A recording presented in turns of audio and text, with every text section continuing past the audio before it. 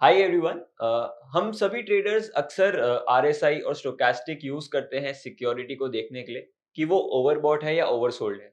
RSI में हम usually 70-30 के लेवल्स देखते हैं, स्टोकास्टिक में हम यूजुअली 80-20 के लेवल्स देखते हैं।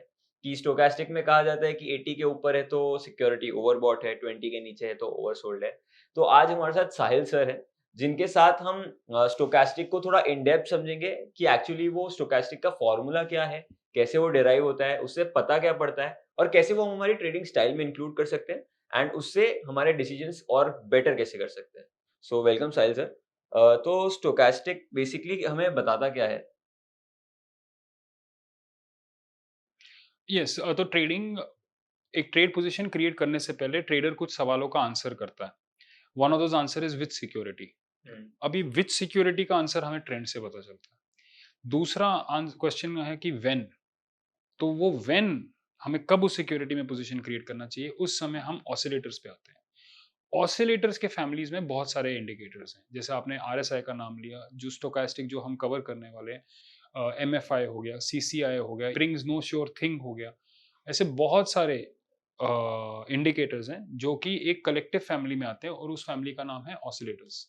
जहां ऑसिलेटर्स को हम एज अ मोमेंटम इंडिकेटर भी मानते हैं, और मोमेंटम इंडिकेटर प्रिडोमिनेटली एक काम करता है, वो बोलता है व्हेन टू बाय या व्हेन टू टेक एक्शन, या व्हेन टू बाय लिख देता हूँ, आप उसे बाय और सेल दोनों तरीके से इंटरप्रेट करते हैं। ये नहीं बताता है व्हाट टू बाय, ये नहीं बताता है। सो यानी कि एक ओके। ऑसिलेटर एक सर्टेन लेवल पे पहुंच गया, उसके कारण एक सिक्योरिटी को हम शॉर्टलिस्ट कर रहे हैं टू बाय, रॉन्ग। ऑसिलेटर का वैल्यू, पहले ये रॉन्ग क्यों है उसको बताने के आई विल एक्सप्लेन कि ये वैल्यू आते कैसे हैं। आरएसआई हमने ऑलरेडी कवर कर रखा है हमारे कोर्सेज में और इवन इन अदर वीडियोस, तो आज just I use this platform to teach a similar concept but in the bracket of stochastic. तो हम सब जानते हैं कि किसी भी इंडिकेटर, लेट्स से स्टोकास्टिक भी है, किसी भी इंडिकेटर का, सॉरी पार्डन द हैंडराइटिंग, मैं जस्ट एस लिख देता हूँ यहाँ पे। किसी भी इंडिकेटर का एक लुक बैक पीरियड है, let's say 5 day, 15 day, 25 day. Default setting 14 का होता है। हम्म। डिफॉल्ट सेटिंग 14 का है, यानी कि ये इसका लुक बैक पीरियड है। अभी इसमें लुक क्या कर रहा है, आज के दिन से अगर मैं 14 डे पीछे जा रहा हूँ, तो सबसे पहले मैं आज का क्लोजिंग प्राइस मेंशन करूंगा, उसके बाद मैं उसे सब्ट्रैक्ट करूंगा। जो भी मेरे लुक बैक पीरियड में से जो लोएस्ट लो वैल्यू आया है, ओके। जो लोएस्ट वैल्यू आया है, वो मेंशन करूंगा मैं, लोएस्ट वैल्यू उन 14 दिनों में, उसको मैं डिवाइड कर दूंगा। जो भी मेरे लुक बैक पीरियड का हाईएस्ट वैल्यू आया है, उससे माइनस लो वैल्यू। यानी कि मैं क्या बोल रहा हूं, ये हाई माइनस लो हम ऑलरेडी डिस्कस कर चुके हैं, this is nothing but the trading range. Pivotal point हो गया basically. Sort of like a pivotal sort of point. Pivotal point हमने high low closing close analysis. Divided by 3 किया था, but high और लो के बीच में जो अंतर है, इस कैंडल के हाई और लो के बीच में जो अंतर है, वो उसका ट्रेडिंग रेंज है। तो high and low is nothing but trading range. Close is कि वो अपने लोएस्ट पॉइंट से कितना दूर है। और अब मैं इसका एग्जांपल देता हूँ। सपोज कीजिए कि एक सिक्योरिटी है और उसका क्लोजिंग प्राइस है 108, और जो लोएस्ट वैल्यू है वो 100 का था, और हमारे इस 14 दिनों के लुक बैक पीरियड में उसका लोएस्ट वैल्यू 100 का है, तो मैं 108 माइनस 100 कर दूंगा। And let us just say कि हाईएस्ट वैल्यू इसका 110 है। इवन इंट्यूटिवली वी नो कि इसका closing is happened very close to its high. हमें इंट्यूटिवली भी पता है कि ये ओवरबॉट कैटेगरी में जा रहा है, क्योंकि क्लोज अपने हाई के पास है, लो के पास नहीं है। और मैं इसको यहाँ पे सब्ट्रैक्ट कर दूंगा। Obviously I will get 8/10 which is 0.8। 2.8। या। अभी इसी फॉर्मूला को जब मैं 100 से मल्टीप्लाई कर देता हूँ, तो मुझे परसेंटेज टर्म्स में 80 आ जाता है, which is overbought. This is overbought. Okay. This is how we calculate stochastic. अगर मैं 14 दिनों से इसको हटा दूं और इसको 5 दिन कर दूं, कोई चेंज नहीं होता है। सिर्फ हम कितने दिनों का लुक बैक कर रहे हैं, बस वही चेंज होता है। So this will give me what is known as percentage K, this will give me what is known as percentage D, और परसेंटेज के का average is known as percentage D. यानी कि आज परसेंटेज के 80 है, उसके बाद 70 है, फिर मैं इसका एवरेज ले लेता हूं, that becomes percentage D. And ये वेरिएबल से हमारा स्टोकास्टिक बन जाता है। ये क्लियर हो गया। इन अदर वर्ड्स स्टोकास्टिक ये नहीं बता रहा है कि ये सिक्योरिटी का ट्रेंड अप है, ट्रेंड ये बता रहा है, प्राइस एक्शन बता रहा है, महीनों का एनालिसिस, सालों का एनालिसिस वो बताता है। स्टोकास्टिक सिर्फ लुक बैक पीरियड में इसका करंट क्लोज अपने हाई लो के कहां है। सो अगर एक सिक्योरिटी है, लेट अस से ये इसका पूरा ट्रेडिंग रेंज है, अगर इसका over a period of x number of days इसका क्लोजिंग यहां हो गया, स्टोकास्टिक इसको ओवरबॉट ही देगा। इसका क्लोजिंग यहां आ गया, स्टोकास्टिक इसको ओवरसोल्ड ही देगा। ये आपको ट्रेंड के बारे में कुछ नहीं बता रहा है, क्योंकि 14 या 5 या 15 पीरियड्स में ट्रेंड नहीं पता चलता है। ट्रेंड देखने के लिए हमें 100-150 कैंडल्स देखनी पड़ती है। सो हेंस बहुत सारे ट्रेनर्स आज की डेट में भी स्टोकास्टिक और आरएसआई से up trend and down trend qualify करते हैं एक स्टॉक को। मेरा ऐसा मानना है कि these traders don't know basic, basic नहीं पता, बेसिक ही नहीं पता है। चांसेस कि वो ये अंडरस्टैंडिंग से प्रॉफिटेबल है आई थिंक इज लिमिटेड, क्योंकि अगर आपको यही नहीं पता कि आप कर क्या रहे हो और आप बोल रहे हो कि एक सिक्योरिटी का आरएसआई 70 के ऊपर है तो उसका ट्रेंड अप है, और 70 के ऊपर से जब वो 40 पे आएगा तो तब मैं उसे बाय करूंगा, वो बाय द पुल बैक करना चाहता है, but by the pull back of RSI वो गलत है, by the pull back of price. So this is not going to answer what to buy, this is only going to answer when to buy. And हमारा काम क्या है? सो मैं एक बार इसको इरेज कर दूं सब कुछ, अगर स्टूडेंट्स ने नोट्स आई जस्ट होप वो ले लें। एंड एंड सर इसमें हम आगे जाके डिस्कस करेंगे कि स्टोकास्टिक में व्हेन टू बाय हम कैसे आइडेंटिफाई करें। Yes, that's the main theme. ये जस्ट ये है कि कुछ तो वैल्यू मिलना चाहिए। हाँ, अगर पता आप होना चाहिए कैसे स्टोकास्टिक पे, कैलकुलेट हो रहा है। हाँ, ये ऐसा नहीं है कि कोई आपसे एग्जाम में पूछने वाला है ये, या आपका कोई जॉब इंटरव्यू इस पे डिपेंड करता है। This is for your clarity, क्योंकि एंड ऑफ द डे ये आपका पैसा है एंड आपको एटलीस्ट पता तो होना चाहिए कि किस बेसिस पे ये बना है। और अगर आपको क्लोज एंड लो नहीं पसंद है, सपोज कीजिए मैं बोल दूं मैं अपना नया इंडिकेटर बनाऊंगा, आपको पता है मार्केट में बहुत सारे लोग इंडिकेटर्स बेचने आते हैं, हाँ, तो मैं अपना नया इंडिकेटर बनाऊं इसी शो में लाइव, मैं ये क्लोज को रिप्लेस करके पिवट कर दूंगा, और पिवट का मैं एक फॉर्मूला दे दूंगा। पिवट पॉइंट, आई थिंक मैं आपके साइड पे जस्ट यूज कर लेता हूं कि pivot point P is equal to high plus low plus close divided by 3। This will become even a more refined version of this, क्योंकि अब हम ट्रेडिंग रेंज को इंक्लूड करके क्लोजिंग डिटरमिन कर रहे हैं। एंड उसको मैं नया नाम दे दूंगा, ये एस फॉर स्टोकास्टिक है, मैं इधर एस ए फॉर साहिल कर दूंगा। अगर मुझे ज्यादा हीरो बनना है मैं लो को हटा दूंगा और मैं यहाँ पे इसे 50 डे लो रख दूंगा। एक और नया नाम अभी हम एस एच कर देते हैं, शुभ का इंडिकेटर होगा। इंडिकेटर्स ऐसे बन रहे हैं और मार्केट में बिक रहे हैं एंड पीपल पैसा दे रहे हैं। तो आई जस्ट फील कि अगर पैसा ही देना है तो स्टूडेंट्स मार्केट को ही दे दे, कम से कम सीख जाएंगे। किसी और का इंडिकेटर परचेज करने का क्या पॉइंट है? दिस इज स्टैंडर्ड मैथ्स, ये एलिमेंट्री है, ये स्कूल में सिखाया जाता है। तो I don't think so there is any complication here, and I hope that we know कि indicators are not some magical tools, they are simply a representation of something, कि अपने 10 दिन के या 15 दिन या 5 दिन के हाई लो के रिलेटिव इसका आज का क्लोजिंग कहाँ है। तो अगर 0.5 आ गया, मुझे पता है ये बीच में क्लोज हो गया है, इसका मतलब ये नहीं कि वो रेंज में है। तो ये अंतर अगर स्टूडेंट समझ जाएंगे तो I think a lot of what I want to say would have been covered। and अब हम just इसको ये आंसर करने की कोशिश करते हैं कि when do we actually use it। so मैं just इरेज कर देता हूँ। आई होप कि स्टूडेंट्स इसका स्क्रीनशॉट भी वैसे नॉट रिक्वायर्ड है, बट जस्ट एक जानकारी के लिए।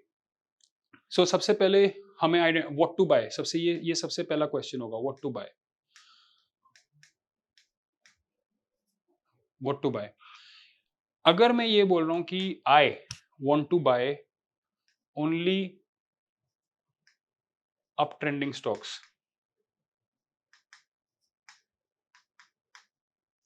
और कोई दूसरा व्यक्ति ये बोल रहा है कि ही और she wants to buy only down trending stocks,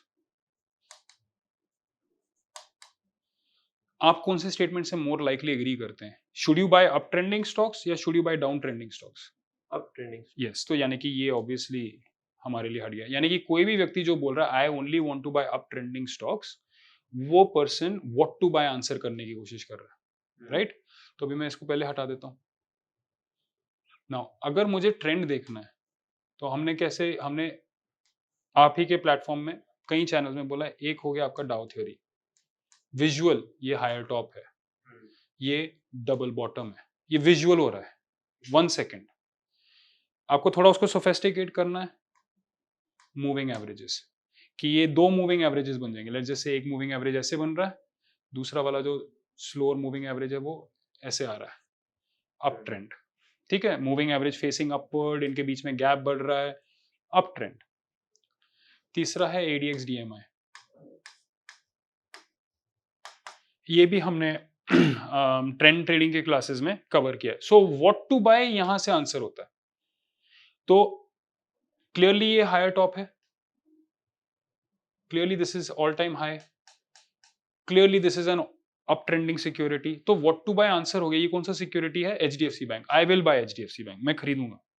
but अब सवाल आता है व्हेन टू बाय, कब खरीदूंगा मैं एचडीएफसी बैंक पे, अपना टेक्निकल एनालिसिस लगाऊंगा कब, तो उसका आंसर हम करेंगे। तो हमने मंथली टाइम फ्रेम पे एचडीएफसी को अप ट्रेंड क्वालिफाई किया। अब हम दूसरा क्वेश्चन आंसर करने जाएंगे। अभी आप वीकली टाइम फ्रेम कर दीजिए। जब मंथ में हमने ट्रेंड आइडेंटिफाई कर दिया तो हम वीक पे आएंगे। अभी वीक में आप इंडिकेटर लगा दीजिए आरएसआई, सॉरी स्टोकास्टिक, हाँ नहीं सेटिंग चेंज कीजिए, क्योंकि एक मंथ में अप्रोक्सीमेटली 4 to 5 वीक्स हैं, इसलिए आप परसेंटेज के को आप 5 कीजिए, डी को 3 कीजिए। तो 5 वीक्स अननोन 5 वीक्स का हमारा लुक बैक पीरियड 5 वीक्स का है, विच इज रफली 1 मंथ, और उसको एवरेज इससे करना है। मतलब Okay. ऐसे 3 इंटरवल्स का एवरेज ये बनेगा, ऐसे परसेंटेज के, यानी कि वीक नंबर 1 पे कोई वैल्यू आएगा, लेट अस से 50, फिर उसके बाद 40, फिर उसके बाद 60, ये 40 50 60 का एवरेज डी आ जाएगा 50। ओके। जो के का वैल्यू आ रहा है, हाँ। उसके जब 3 वैल्यू आ जाएंगे तो मतलब डी का वैल्यू basically निकलेगा। D is the average value of K, K. K is the value of closing relative to high and low. तो बेसिकली ये 3K का एवरेज देख रहा है। हाँ, ये 3 के का है, आप 30 भी कर सकते हैं, बट आई कैन सेफली से बोथ वर्क करने के बाद 533 इज अ गुड सेटिंग। मैं यहाँ लिख देता हूँ कि हमने जो ट्रेंड एनालाइज किया था, जो पिछले, वो trend we analysed on monthly, the trend was analysed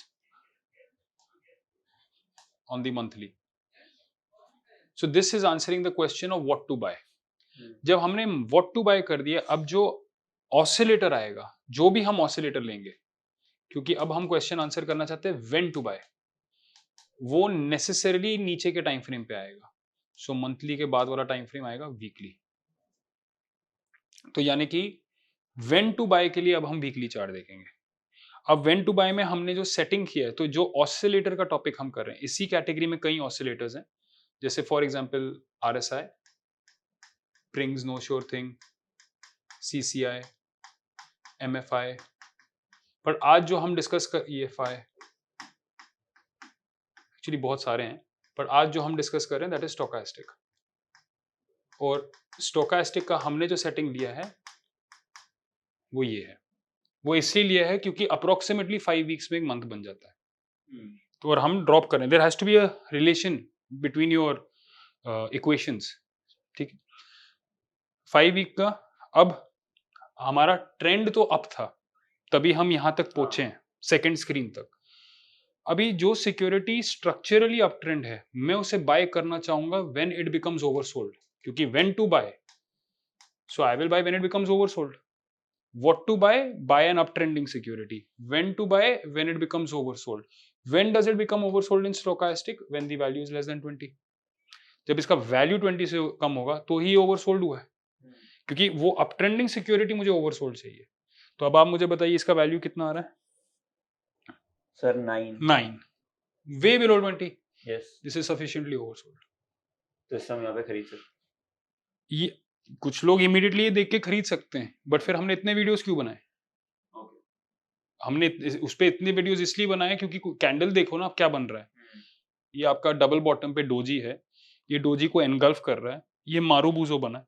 आपको कंफर्मेशन के लिए वेट करना है, चैनल एंट्री में चाहिए, आपको सपोर्ट पे बाय करना है, इन सब एलिमेंट्स पे। यानी कि this is not giving you the exact value, this is telling कि यहाँ पे अपना प्राइस एक्शन का थ्योरी यूज कीजिए to determine when to enter. So क्योंकि ये यहाँ पे ओवरसोल्ड हो चुका है, अब इस स्टॉक को मैं डेली पे ट्रैक करना स्टार्ट करूंगा टू डिटरमिन एंट्री। यानी कि द प्रोसेस ऑफ एंट्री जो होगा that will happen on daily. तो आप देखेंगे लॉन्गेस्ट टाइम फ्रेम पे मैंने ट्रेंड आइडेंटिफाई किया, बीच के टाइम पे मैंने आइडेंटिफाई किया कि वो ओवरसोल्ड ओवरबॉट कब होता है, और सबसे छोटे टाइम फ्रेम पे मैंने एंटर किया, और इसी छोटे टाइम फ्रेम पे मैंने एग्जिट कर दिया, यानी कि एसएल लगाया। This is the process of trading which is called as triple screen trading system, जिसको स्टूडेंट्स अगर गूगल करेंगे तो उनको ये नाम दिख जाएगा, doctor Alexander Elder. He uses a completely different oscillator, he uses a different method, but I found his concept to be very interesting back in 2016 when I was studying. और मैंने जो उसके बाद बिल्ड किया वो मैंने अपने कंस्ट्रेंट्स एंड स्ट्रेंथ को माइंड में रखते हुए बिल्ड किया है, but the principle is this कि लॉन्गेस्ट टाइम फ्रेम पे मैं ट्रेंड अटेम्प्ट कर रहा हूँ, उसके बाद मैं ऑसिलेटर अटेम्प्ट कर रहा हूँ, और फिर फाइनली वो स्टॉक डेली पे आएगा। तो फॉर एग्जाम्पल मैं एक बार ये क्लियर कर देता हूँ ताकि स्टूडेंट्स को रेफरेंस मिल जाए, उन्हें पता लगे हमने क्या किया है। आई जस्ट इरेज दिस, आप इसको डेली पे लेके जा सकते हैं। अब हमें ऑलरेडी पता है ये वीकली पे ओवरसोल्ड हो गया, अब मुझे बस डेली पे कोई कंफर्मेशन चाहिए कि मैं कब आऊँगा। थोड़ा सा इसको अगर हम जूम कर लें ताकि हमें डेली प्राइस एक्शन अच्छा दिखे। बिलीव इट और नॉट, ये ऑलमोस्ट आज ही एंट्री दे ही रहा है। मतलब इट्स जस्ट प्योरली रैंडम, मैंने कुछ प्लान नहीं किया, हमने जस्ट रैंडमली स्टॉक लिया है और वो रैंडमली ही हुआ है। बेसिकली एंट्री के बहुत सारे क्राइटेरियाज होते हैं। आई कैन क्लियरली सी ये रेंज लो पे आ चुका है। आई कैन क्लियरली सी यहाँ पे ये आपका सॉर्ट ऑफ एक मॉर्निंग स्टार बनाने जा रहा था जो फेल हुआ है। This is a failed morning star, but ये जो कैंडल है this is known as a bullish belt hold.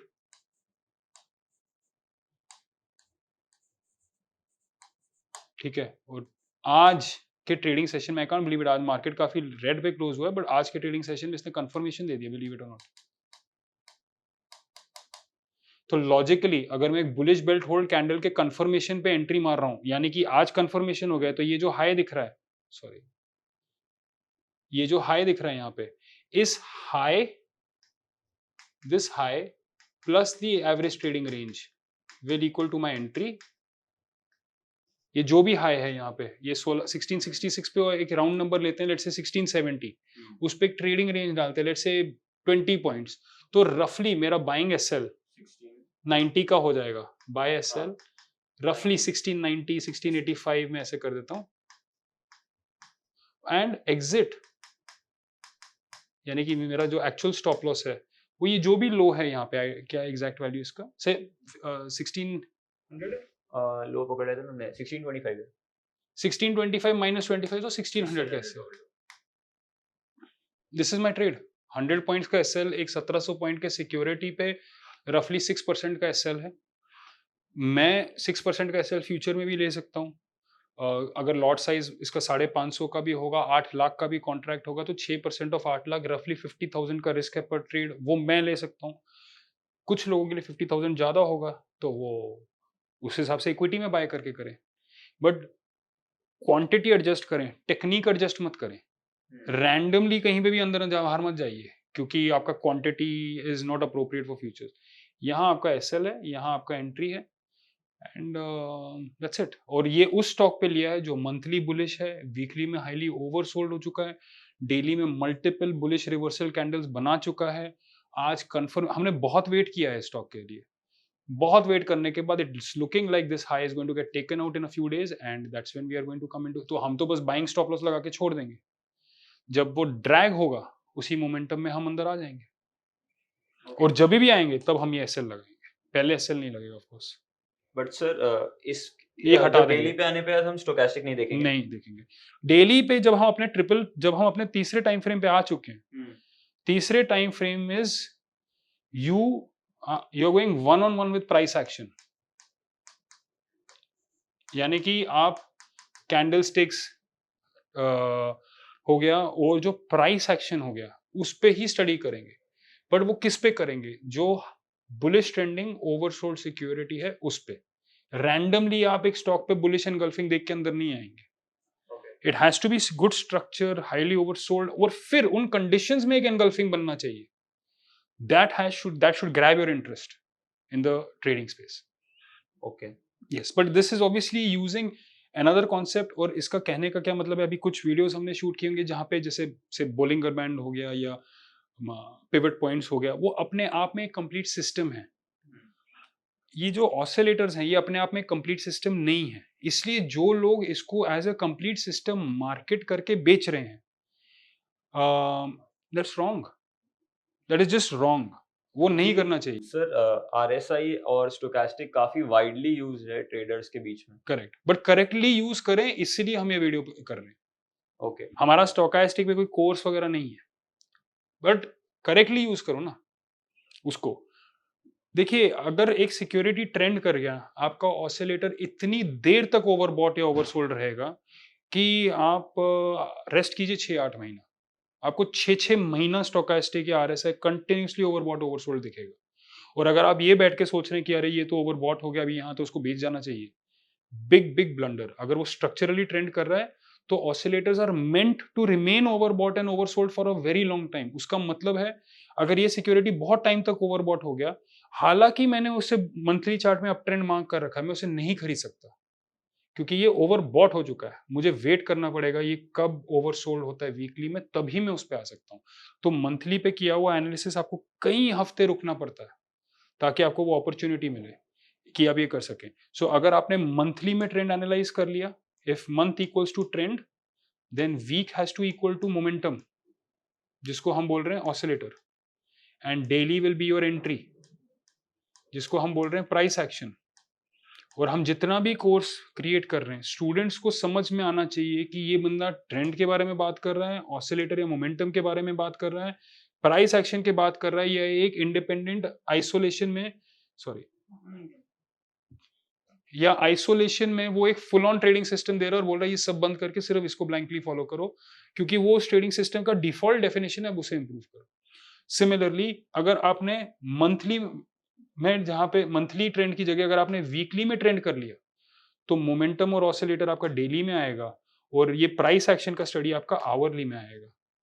अगर छोटे टाइम फ्रेम। आप इसको छोटे टाइम फ्रेम पे भी कर सकते हैं। आप 30 मिनट्स में ट्रेंड करेंगे, उसका 1/5 आइए, 6 मिनट तो शायद नहीं मिलेगा हर किसी को, तो आप 5 मिनट में ऑसिलेटर देखेंगे। सपोज कीजिए मैं इंट्राडे ट्रेडर हूँ और 10 बजे मुझे निफ्टी अप ट्रेंड में दिख रहा है।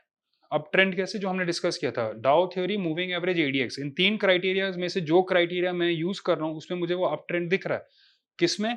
30 मिनट के चार्ट में। तब मैं वहां से पहले तो वो ट्रेंड हटाऊंगा, 5 मिनट्स के चार्ट पे आऊंगा और वहां पे स्टोकास्टिक या जो भी ऑसिलेटर हमने डिस्कस किए वहां पे लगाऊंगा, और वेट करूंगा कि ये 5 मिनट में कब ओवरसोल्ड होता है। और जब वो फाइनली 5 मिनट में ओवरसोल्ड होगा, तो मैं 1 मिनट के चार्ट में आके प्राइस एक्शन लगा के रेंज ब्रेक, जैसे ये हम क्या करें, हम बस ये रेंज ब्रेक का हमें मिल चुका है कि this is breaking this range, तो हम रेडी हो रहे हैं यहाँ पे कि ठीक है, विल कम हियर। और किस रेंज को ब्रेक कर रहा है, इस रेंज को ब्रेक कर रहा है, तो हम रेडी हो गए यहाँ पे निकलने के लिए। तो अगर डेली है, तो इसका स्कोप से 100 रुपए होगा, यही आप आवरली में करोगे तो यही सेम दिखने वाला रेंज 30 रुपए का हो जाएगा। तो आपको कितने टाइम फ्रेम पे जाना है, आप वो आपके ऊपर है, but concept of good trading ये है। सर बट इसमें हम टारगेट क्या एक्सपेक्ट करें सर वहाँ से? टारगेट के लिए मैं बोलूंगा कि देखिए, एक मनी मैनेजमेंट का कोर्स हमने किया है, it is very mathematical in its nature, but I believe ये क्वेरीज वहां पे आंसर हुए हैं। तो टारगेट के लिए कैसे, सपोज कीजिए कि यहाँ पे लेट्स जस्ट, मैं एक रैंडम नंबर दे रहा हूँ, let's just say this entire thing is ₹100, hmm, and let us just say कि मेरा रिस्क टेकिंग एपेटाइट है ₹5000 पर ट्रेड, ठीक है, तो ऑब्वियसली मैं 50 शेयर लूंगा इसके, ठीक है, राइट, और 50 शेयर यहाँ पे लेने के बाद मैंने सिस्टम में ₹5000 का रिस्क ओपन कर दिया। कि 90 पे मैं एग्ज़िट। हाँ, कि मैं अगर अगर मेरा ये एग्जिट हो गया तो मेरे 5000 गए। हुँ, अब सवाल है कि मुझे आएंगे कितने। तो अब इसके 2 4 5 10 कई तरीके हैं, बट मैं एक फॉर्मूला रेकमेंड करूंगा जो कि जिन्होंने मनी मैनेजमेंट पे थोड़ा टाइम स्पेंड किया वो कर पाएंगे। Percentage of losers divided by percentage profit multiplied by unit risk. अगर आप ये फॉर्मूला यूज करेंगे तो आपको कोई स्ट्रेस नहीं होगा, आपको चार्ट देख के टारगेट डिटरमिन करने की जरूरत नहीं। फॉर एग्जाम्पल, जो स्टूडेंट इस चार्ट को टारगेट डिटरमिन करेगा तो लॉजिकल वो यहाँ पे टारगेट लेने की सोचेगा, हुँ, इट्स वेरी लॉजिकल, क्योंकि यहाँ रेजिस्टेंस दिख रहा है और यहाँ रेजिस्टेंस दिख रहा है। प्रॉब्लम ये है कि ये क्लिप करने पे ये ऑल टाइम हाई भी हो रहा है। So what I am saying is you can do it through price action, but rather let's say कि मैं ट्रेडिंग कर रहा हूँ और मेरा सिस्टम का एक्यूरेसी है 40%, यानी कि 40% of my trades are profitable. So logically, 60% of my trades are losing. When I divide them and I multiply with the unit risk, let's just say my unit risk is 100. इस case में मैंने 5000 लिया, but let's just say मेरा unit risk is 100. तो मेरा answer यहाँ आ जाएगा वो रुपीज 150. यानी कि जब मैं 100 रुपए का रिस्क ले रहा हूँ, जब मुझे 150 रुपए का नोशनल गेन रियलाइज होगा, तब मैं पार्शियल टारगेट लूंगा. So I will write it as PT. So this is my explanation of when you should take partial target. Provided you're doing that system, you must understand कि everything हमारा entry, SL, trading range एक stock पे काम होके किया है. तो अगर फिर भी आपका सिस्टम का एक्यूरेसी 40% आ रहा है, तो this is a very good price point for you to take your target. तो यानी कि अगर हम यहाँ एंटर कर रहे हैं, अब यहाँ से अगर हम 150 कर देंगे तो हम यहाँ पहुंच जाएंगे और ये हमारा टारगेट होगा. So this is my explanation of where I feel people should take target. But अगर लोगों को ये ज़्यादा complicated लगता है, उन्हें पता ही नहीं है कि उनका percentage system का accuracy कितना है, 100 में से अंदाजन वो कितने trades loss करते हैं, तो then obviously they are not professional traders जो अपना ही डेटा नहीं देख रहे हैं और सिर्फ YouTube में influencers देख रहे हैं या मनी कंट्रोल के आर्टिकल्स पढ़ रहे हैं, तो वो दे आर उनका हॉबी है ट्रेडिंग, वो प्रोफेशनल नहीं है. बट जो व्यक्ति प्रोफेशनल होगा वो तो स्टडी करेगा कि मैंने कितने ट्रेड्स लिए, कितने प्रॉफिटेबल थे, मेरा हिस्टोरिकल क्या है, और जब आपको वो मिलेगा तो आपको आपके ये आंसर भी मिल जाएंगे. So this is my recommendation on where you should take PT. You can obviously make your own decision on how one wants to take it. Scope तो ये है कि what is stochastic, where to use it. तो ये हमने try किया इसको answer करना. ओके सर, आई होप आप सभी को इस वीडियो से कुछ ना कुछ सीखने को मिला होगा एंड आपकी ट्रेडिंग को हॉबी से प्रोफेशनलिज्म की तरफ लेके पैशन से प्रोफेशन, पैशन से प्रोफेशन ले जाने के सफर में हम और साहिल सर आपके साथ हैं. तो जिसको भी इसे जेन्युइनली सीखना है कि मैथ्स क्या होता है इसके पीछे, कैसे आप अपने सिस्टम को और बेटर कर सकते हैं, इम्प्रूव कर सकते हैं और खुद को एज अ ट्रेडर कैसे इम्प्रूव कर सकते हैं, तो सर के साथ मनी मैनेजमेंट का कोर्स है जो upsurge.club पे अवेलेबल है, जिसका लिंक मैंने डिस्क्रिप्शन में दिया हुआ है. आप वहां जाके खुद को उसमें एनरोल कर सकते हैं और प्रॉफिट कमाए या ना कमाए, एक अच्छे ट्रेडर और एक प्रोफेशनल ट्रेडर तो आप जरूर बन जाएंगे कि आपको पता होगा कि आप कोई पर्टिकुलर चीज क्यों कर रहे हैं. तो मिलते हैं अगली वीडियो में. तब तक के लिए इस चैनल को सब्सक्राइब कर देना और इस वीडियो को लाइक कर देना.